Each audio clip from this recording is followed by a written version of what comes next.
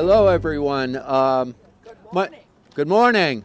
My name is Titus Hutchinson. I live just a little ways over there, and I've been honored to become to be the chair of the Committee of Arrangements that we had in anticipation of the General's visit, which is now coming to its fruition, which makes me your organ in addressing the General and the sentiments that we want to share with them. General Lafayette, we have assembled in expectation of your arrival and now bid you the most cordial welcome to this town and village. We have formed no pretension to rival the brilliant specimens of taste and wealth you have witnessed in many populous towns, but we proffer you the homage of our hearts, grateful that you have lived, that you have possessed the spirit of enterprise, that you have labored in the cause of liberty, and that in its own native clime, that you still live to see and enjoy the fruits of your labors, that you live to perform your present tour and enjoy the fruits of your labors. Okay. And that we, who before have only heard and read of Lafayette, do now behold him in the midst of us.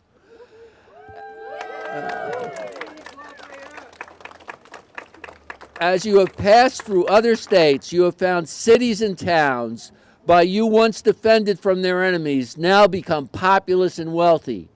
Here are presented to your view a village and a temple reared upon an area which was then closed with the verdure of forest.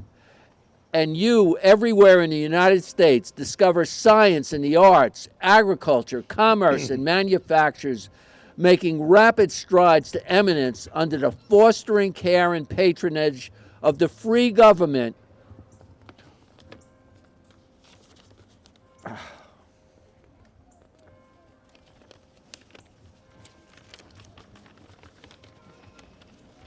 which we have received of that glorious revolution in which you performed such a conspicuous part.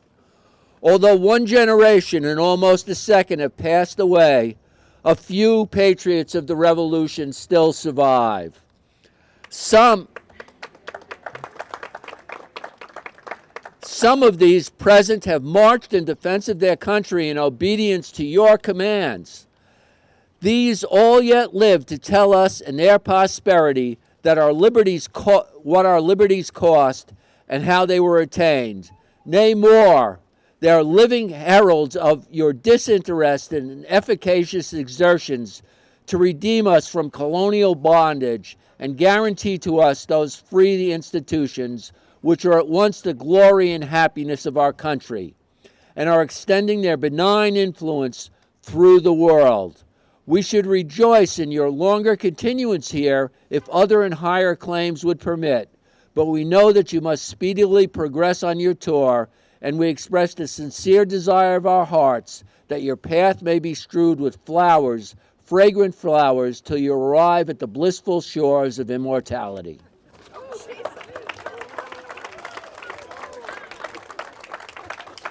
Merci, monsieur.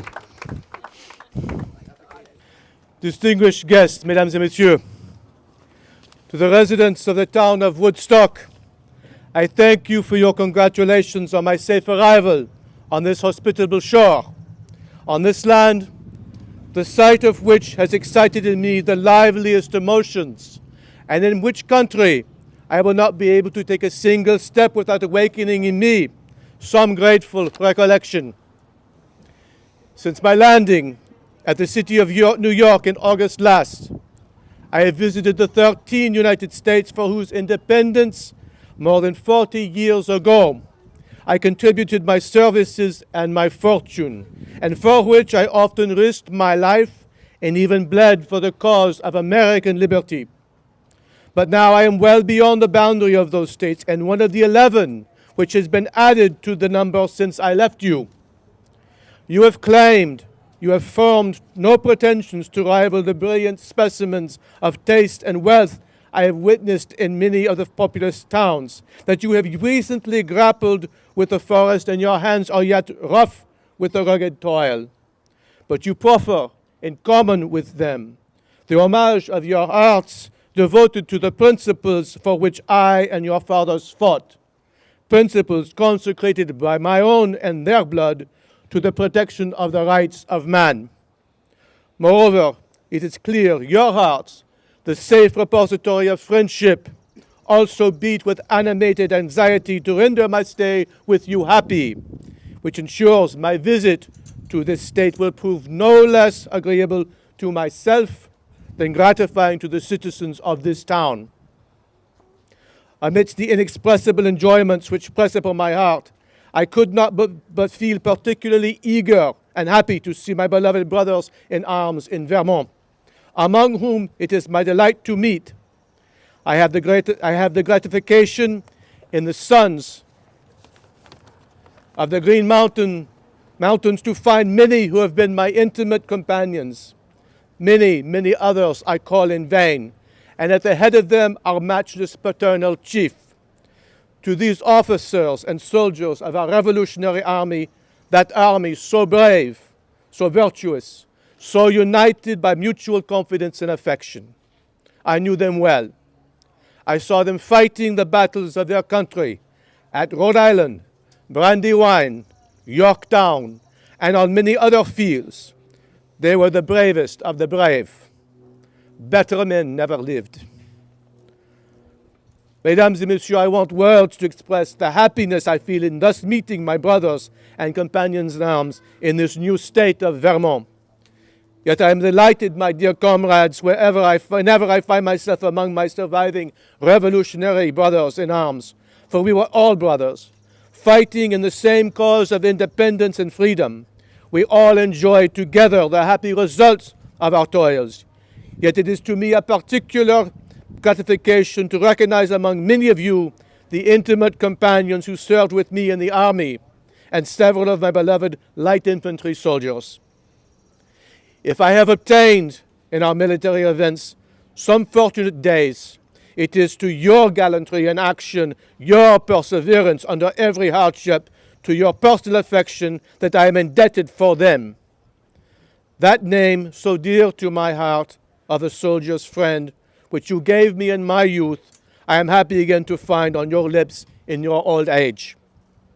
It is again with the most lively and reciprocal feelings I receive your friendly congratulations on reaching this beautiful part of the country, on my entering this interesting place where I have been so honorably received, where I am so affectionately welcomed by the people in so very gratifying terms, and where I have to witness the wonders of creation and improvement that are the most unanswerable practical argument in favor of Republican institutions.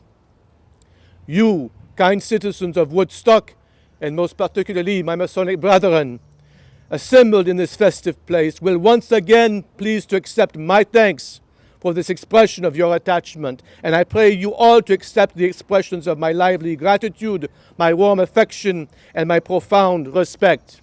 So long as we prize the liberty which I, in conjunction with the patriots of your revolution, have gained by a sanguinary conflict, we shall hold the exemplary magnanimity of our mutual character in the most affectionate remembrance. And I beg you to accept my respectful acknowledgments to the citizens of Woodstock and to the state of Vermont, and may both their populations, prosperity, and industry increase in the same wonderful proportion I have been delighted to witness.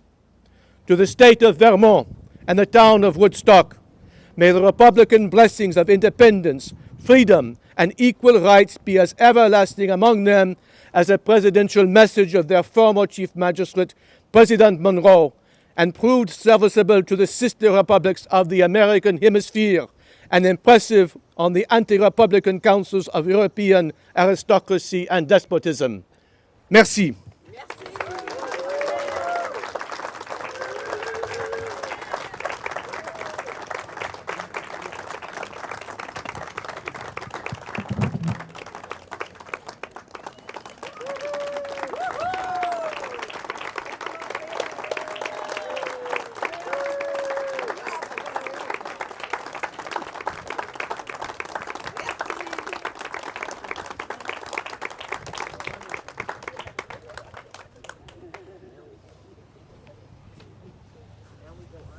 We should.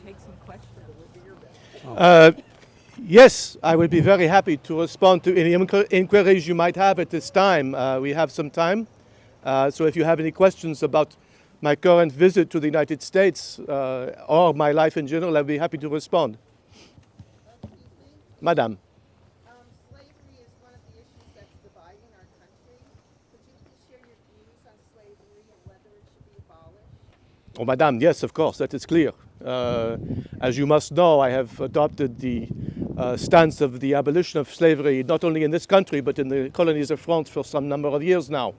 I, at one point, had even purchased a plantation in Cayenne, in South America, actually 3 plantations called La Belle Gabrielle, whereupon I freed the 70 enslaved persons found there upon purchase, ensuring their safety, ensuring their financial viability by providing them a living wage, and by ensuring that they knew their families would remain together. They would be able to educate their children and live freely and work on the plantation, making it profitable for all concerned. These are means by which I have often made attempts to convince the Americans who are my friends in many of the slaveholding states that they should also be able to adopt such measures. I did have some success with His Excellency George Washington, who made available several farms on the edge of Mount Vernon at one point. But his attempt to recruit farmers from Northern Ireland did not materialize, and he regretfully advised me he had abandoned that proposal. But that does not mean that we should not continue to strive for the abolition of this horrible institution throughout. But I will tell you also, Madame, that slavery is, of course, not endemic only to the southern states. Right now, slavery is legal in the state of New York, you must understand, and even in Massachusetts, here in New England, while as of 1790, no person was reported on the census of that year as being a slave.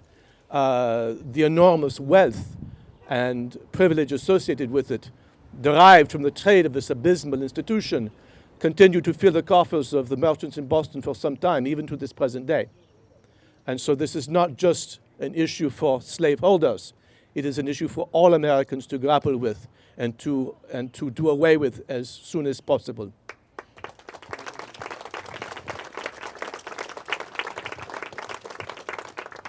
Madam. How does Vermont compare to the other states that you have visited? It is the most beautiful, Madam. But of course, you must realize I said it to every state which I visit. But no, truly, I am most gratified to be in the state of Vermont, which was not a state when I left you last in 1785.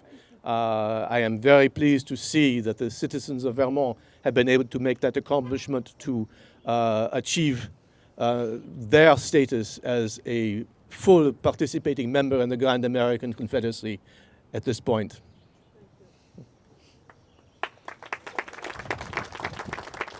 Madam. General, what do you feel was your greatest contribution to the American Revolution?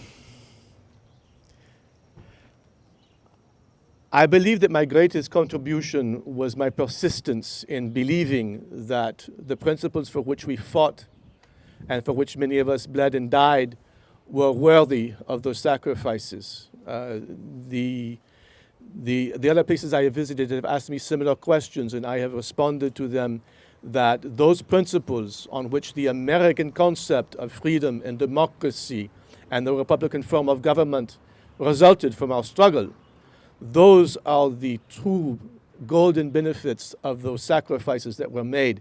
There are many, many countries now in 1825 that purport to be republics, and yet a republic can be governed by a tyrant. A republic can elect a tyrant to public office. And that is not a feature of the American concept of liberty and freedom. That is not the principles for which we fought in the Revolution.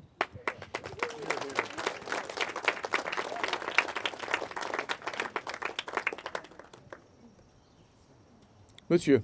Brother Lafayette, would you please speak to the significance of masonry in your life? Well, as you understand, I have been a humble votary of the Order of Freemasonry for a very, very long time now, and I have found, upon reflection, that in all the difficulties of my life, as you say in French, the tracasseries of life, the incarceration I suffered for almost 7 years, that it is concentrating on the principles of Freemasonry, the values of Freemasonry that have sustained me throughout all of those troubled times. And I have found great comfort in the order. And as you know also, I have received the higher orders of Masonry since my arrival in the United States in August of last year. It was shortly after my birthday in September of 1824 that I was made a Royal Arch Mason in New York, and likewise a Templar in New York. And so for those honors, I am further endeared to this nation and to the order of Freemasonry. Monsieur. Could you share a vignette of your relationship with General Washington? Well, I will tell you that, of course, the relationship that I enjoyed with my adopted father, and I think that speaks much for what the relationship was like, is well known and well documented. As you all know, my own father died at the Battle of Minden in the 7 Years' War before I was 2 years old, so I have no memory of him. George Washington, I met shortly after my arrival in Philadelphia in 1777, and shortly after my promotion as a Major General in the Continental Army, but without command of soldiers, at a dinner organized at a tavern in the city of Philadelphia. When he entered the room, I knew immediately who he was. His entrance commanded respect. He exuded authority and, I dare say, even majesty, although that is not a word he would have appreciated. But I knew immediately who he was, and as a very young man of 19 years of age, very impulsive and exuberant, I said, this is an opportunity I must seize upon, and I strode across the floor and presented myself to him. And I introduced myself, and he said, yes, my dear Marquis, I have heard of you. I was bowled over with amazement that this great man, this personage of such importance, would know who I was. And from then on, I had nothing but respect and love for this man. And as you know, when I was wounded at Brandywine, not much after this encounter, his instructions to the physics were that I should be cared for as if I were his own son. And indeed, that is the relationship that we had with one another, because he, of course, had no children of his own. And so I was very much moved last October when I was able to visit the tomb of George Washington at Mount Vernon with my own son, who also had known George Washington and for whom he was named. The Custis family was very generous to allow us time, private time within the sepulchre, and it was a very moving experience both for myself and for my son George Washington, who was accompanying me on this séjour of 1824-25.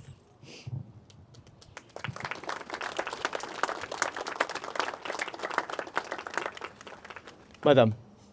May I ask, what was your early life like growing up in France? Well, on many perspectives, Madame, it was one of solitude. As you know, as I mentioned, my father died before I was 2 years old. My mother removed to Paris shortly thereafter to ensure that our family retained its position in the capital and at court. And I was left in the care as a very young child in that of one of my aunts and my grandmother, Chavagnac. But growing up at Chavagnac had many benefits as well. It was a beautiful place and a beautiful part of France. I was given much freedom to enjoy the countryside, to participate in events in the local villages, to be able to be a child, essentially, despite the fact I had no parents, essentially no parents. And of course, my poor mother died when I was but a very, very small child, after I joined her in Paris, as did my grandfather, her father. And I learned very quickly that I would be responsible for myself on many, many levels. And my education, of course, was taken well in hand, from a military standpoint, certainly, because like my father, I was to be a military officer. This is normal. For my family, we have served the King of France since the time of the Crusades. And for me, this was the natural order of things. And of course, by the time I was 14, I was already betrothed to my dear wife, Adrienne. And then at 16 and 14, we were married.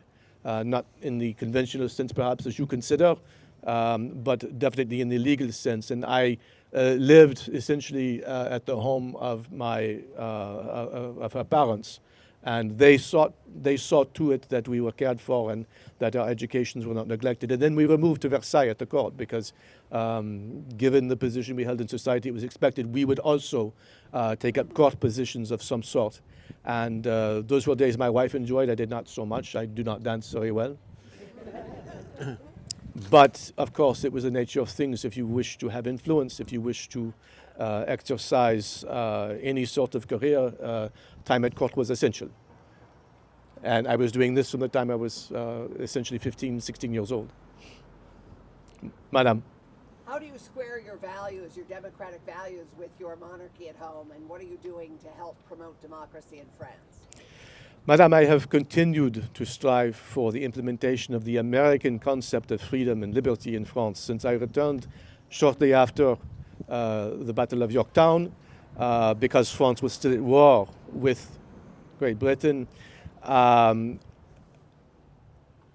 took up my position within what we call the Assemblée des Notables, which is more or less the equivalent of, perhaps you might think, the British House of Lords. It is from this body of aristocrats that we are able to write, draft, and submit for promulgation to His Majesty bills that would help to reform the people's role in government in France, and that is what I did from that standpoint. Of course, when the revolution occurred in 1789, I became immediately intrinsically involved because I was given command of the Garde Nationale de Paris, which was essentially a security force of the Paris militias organized to ensure that the city remained in security as there was some violence that occurred. There was some violence that occurred even at the fall of the Bastille and thereafter. And so it was essential that order be maintained at the capital.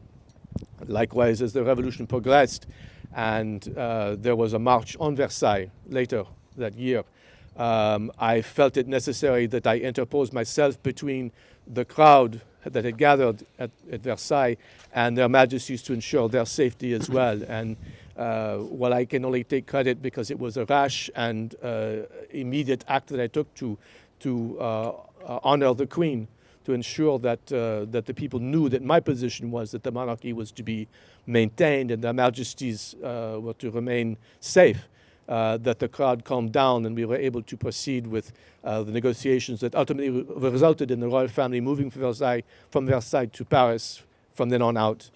But the role that I was taking was seeking to reform the government, not to abolish it and not to overthrow it. And so this must be clear.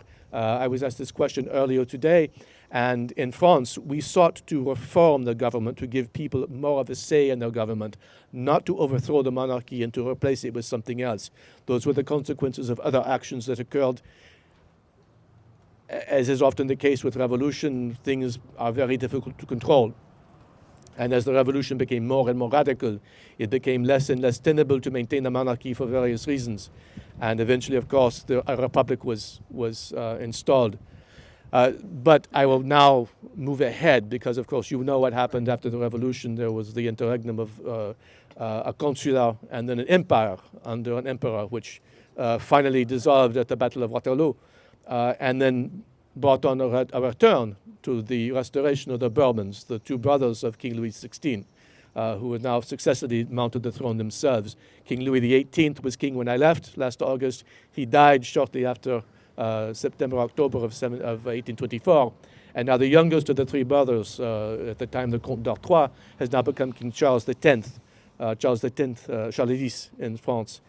And I can think of no other individual who is so diametrically opposed to my values than His Majesty at this point.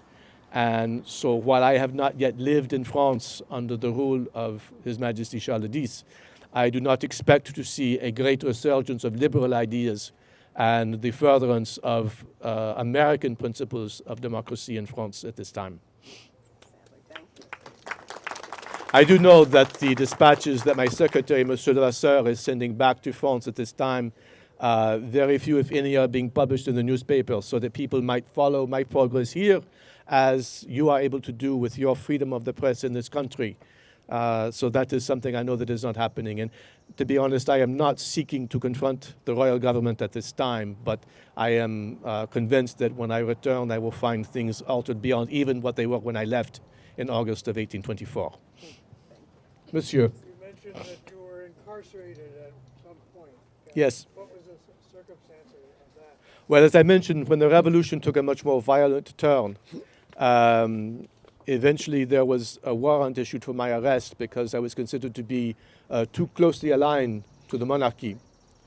And at that point, I was a major general in the French army fighting the Prussians and the Austrians in the War of the First Coalition, because as the revolution became more violent, the monarchies of Europe bound together and vowed that they would invade France and restore the king to his pre-revolutionary power. And so France was at war. And as a soldier of France, I made myself available and was given command of part of the Army of the North. And when this warrant was issued for my arrest, I made it known to the soldiers I was commanding that the politicians in Paris have now called for me to return to stand trial for treason. And what I'd hoped would be, perhaps arrogantly, would be an acclaim of "Non, mon général, we will not let you do this, we will fight to the last man to preserve you."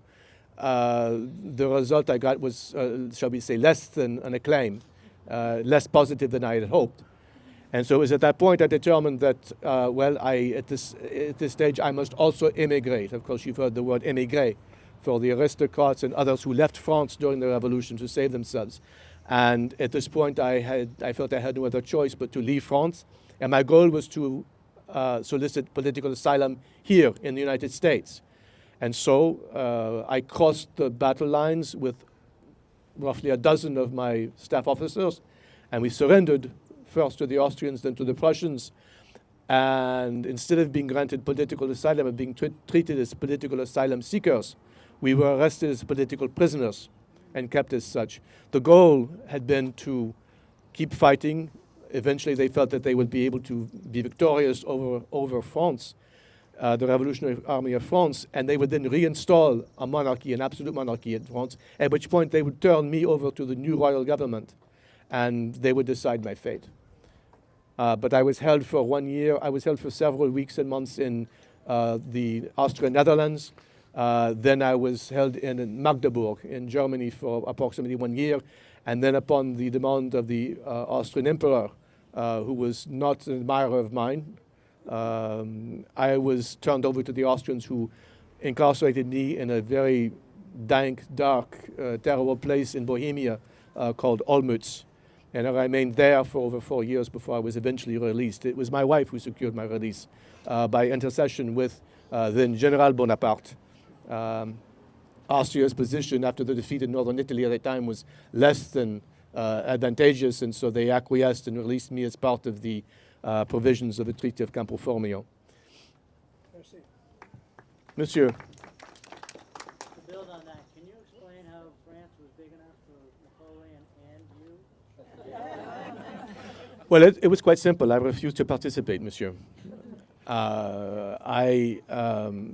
I was, as I said, I was released by the edict, virtually, of then General Bonaparte, soon to become Consul Bonaparte, and then Emperor Napoleon Ier.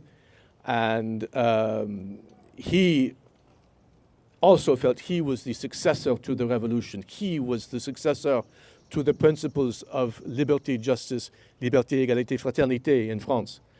And he sought to make me part of his political machine, hoping that I would lend credence, credibility, or at least support to his political ambitions.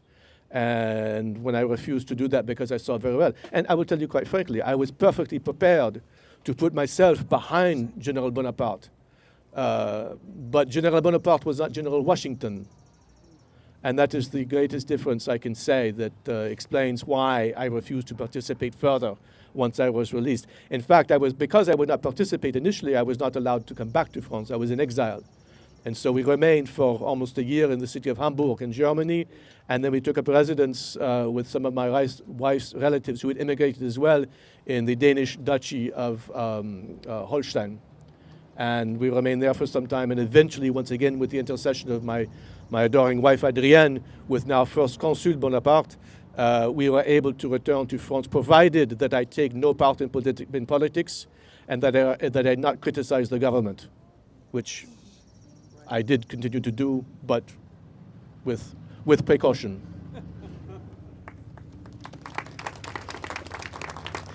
One interesting point is that eventually I refused to serve in any capacity under the empire. I refused the Légion d'honneur offered by the Emperor Napoleon I. I refused any military position, any governmental position at that time, even to serve in the legislature, in the Assemblée of the empire. It was not until after Napoleon was forced to abdicate the first time that I agreed to stand for elections and was elected to the Assembly at that point. And then, of course, the 100 days occurred when he returned to power, and the legislature was the same legislature, so I remained there. And interestingly enough, I attempted to assist the Emperor Napoleon after the Battle of Waterloo by explaining to him that I would be very willing to serve as the intermediary between him and the United States if he would seek political asylum in the United States. My good friend Sampson Wilder in Massachusetts even built a house for him. But the emperor was a very proud man and would not assent to come to the United States without a grand retinue of personnel to set up a court somewhere, which was not possible. And so he felt his terms would be better with the British, and I am not sure that that was the wisest decision to have made. But nonetheless, so my interaction with the emperor continued up until his departure for Sainte-Hélène.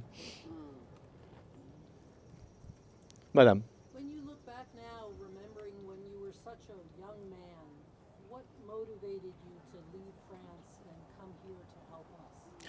Well, like many young men of my position in society in France, I was very early interested in the ideas of the philosophes of the Enlightenment in France, the Lumière, as we say. And it was from a very early age that I began reading the works of Voltaire, Montesquieu, and Rousseau. And I was very much intrigued with this order of that man is born free, natural liberty, natural freedom, that this is the natural status for mankind. And I built upon those rudimentary understandings of those writings. And then I began very interested in reading how those ideas were being translated into English by English writers like John Locke. And so I became increasingly interested when I heard that there was friction between the British Crown and her American colonies. And for me, this was the living example of the struggle to ensure that men are free and remain free, as they should be. And that is how I approached the entire situation. I was astounded when in the town of Metz, where I was assigned as a young captain in my father-in-law's regiment, that at one of these grand dinners held in honor of visiting dignitaries, His Royal Highness the Duke of Gloucester was in attendance, and he was, of course, the brother of the King in England. And he was very, astoundingly, he was very much optimistic, I would say even happy at the prospect of America in embarking on a struggle, an armed struggle for their independence. He felt that the position of the colonies were correct and that the royal government should assent and make make amends and find some way to recognize these colonies as equals within the crown control. And I was astounded to hear such things. And from that point, I knew I'd made the right decision. I was on the right track, as you say.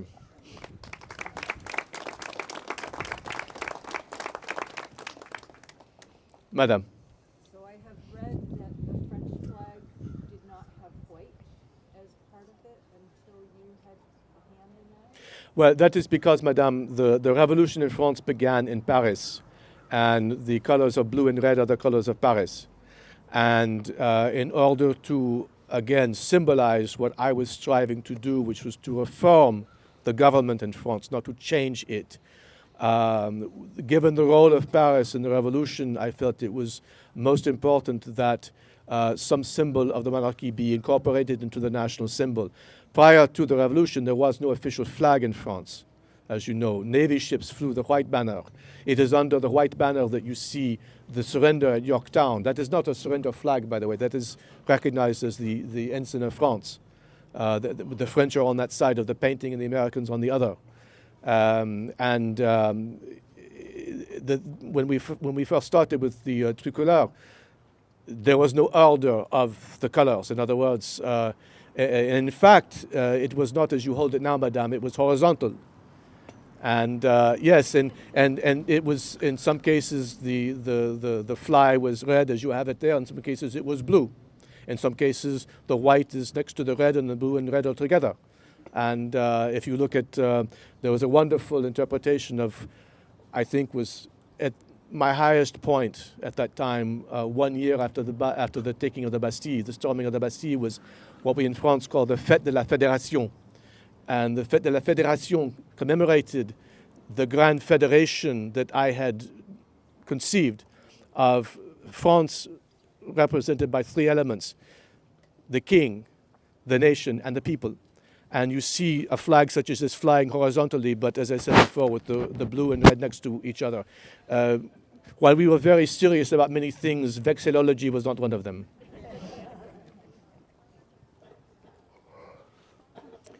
Monsieur. Do you remember life before you moved to Paris?